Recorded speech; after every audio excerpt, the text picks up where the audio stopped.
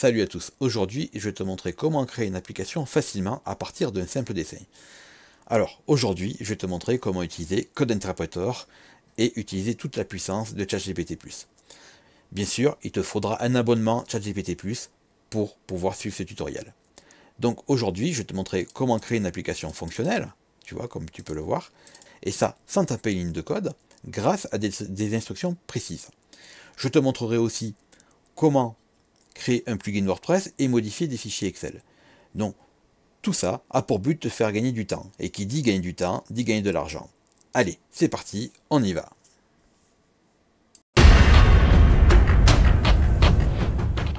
Donc, pour commencer, tu vas dans les paramètres de ton ChatGPT et tu vas sélectionner Analyse de données avancée. Une fois que c'est fait, tu viens ici et là, Advanced Data Analytics. En fait, c'est le nouveau nom qu'ils ont donné à Code Interpreter, tout simplement parce qu'on peut beaucoup analyser des données avec ça. Alors, déjà, comment ça fonctionne? Ce qu'il faut savoir, c'est qu'on va y donner deux fichiers. Le premier fichier, donc, c'est le fichier ici, donc l'image, et le deuxième fichier, c'est le prompt. Bien sûr, j'ai déjà fait les tests avant pour gagner du temps, et voilà.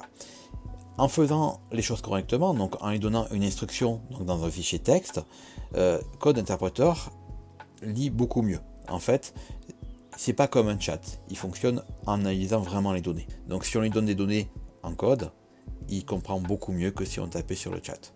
Il suit une trame en fait, et pour ça, on va lui donner une trame. Donc l'instruction, la voilà. Donc là, je lui ai dit que j'ai besoin de créer une application sous Cordova en HTML, CSS, et tu trouveras aussi joint des images. Voilà. Donc ensuite, je lui détaille mon application. J'ai une application qui a un but de calculer, elle se compose comme une calculatrice. Je lui explique qu'est-ce que je veux, et ensuite, je lui donne des détails. Et c'est là que c'est important. Donc là, je vais sur Instruction, et là, je lui donne des détails.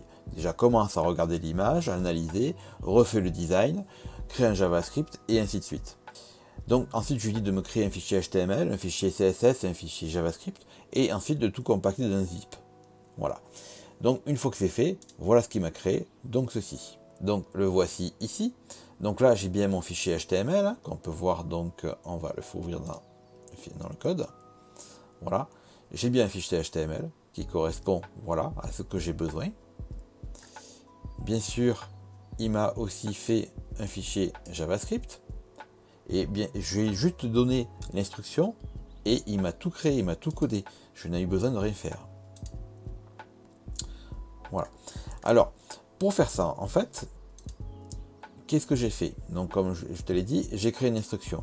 Donc voilà, déjà, je lui ai dit ce que je veux. J'ai besoin de construire une application sous Cordova, HTML, JavaScript, etc.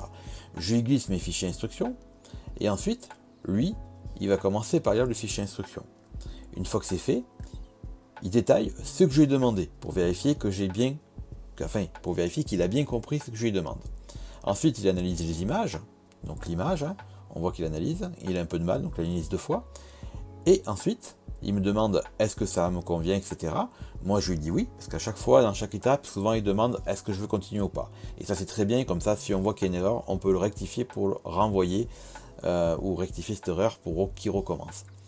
Donc ensuite, une fois que c'était oui, c'est parfait, il m'a créé mon application.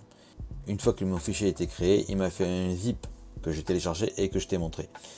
Alors, donc comme tu peux le voir, avec une simple instruction et une image vraiment de mauvaise qualité, on ne peut pas dire que je suis un pro en design, il m'a créé une application assez belle. Bien sûr, j'ai bien détaillé le type d'application que je voulais.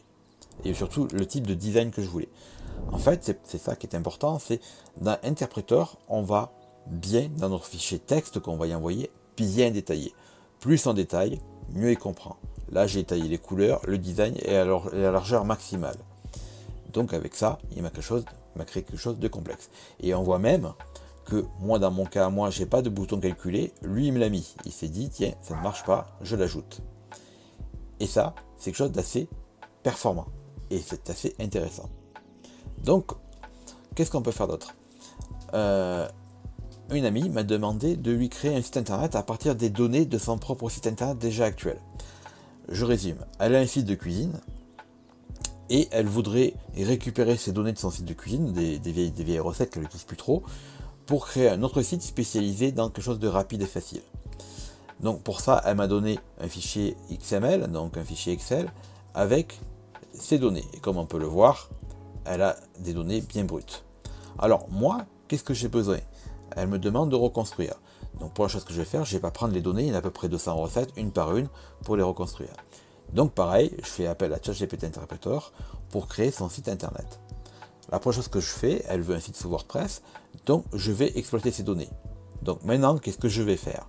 J'ai demandé à GPT Interpreter de me créer un plugin WordPress qui va lire le fichier, donc le fichier Excel que j'ai transformé auparavant en fichier CSV, et ensuite je lui ai dit de me créer un plugin WordPress qui va lire le fichier CSV et qui va créer pour chaque recette un article.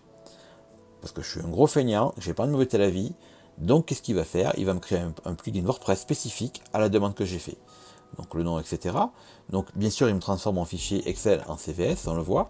Il a quelques problèmes parce qu'en fait, les accents, il a des difficultés avec les accents français, mais il y arrive, on le voit qu'il y arrive. Je vais passer outre, tout ça, ce sont les commandes. Donc là, on voit qu'il me crée donc la recette, etc., les pages. On voit qu'à la fin, il arrive à me créer le plugin WordPress et qui lit mon fichier CSV. Voilà. Donc je vais te montrer le résultat.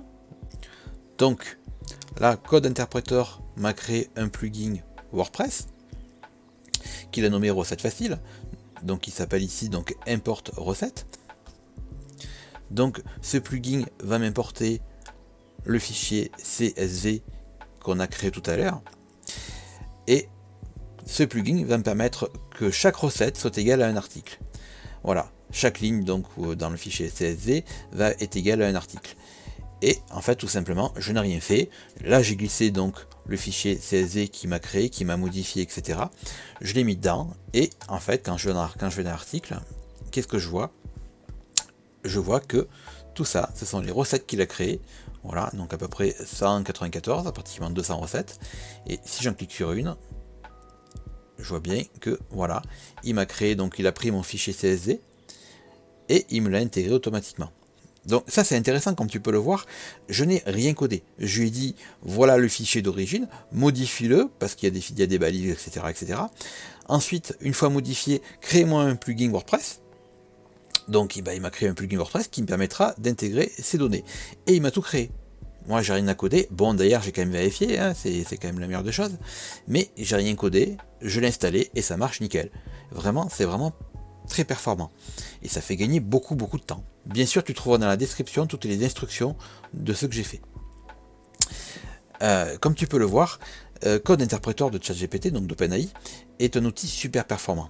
Si tu lui donnes beaucoup d'éléments et surtout si tu le guides grâce à un fichier instruction, il va faire vraiment ce que tu veux.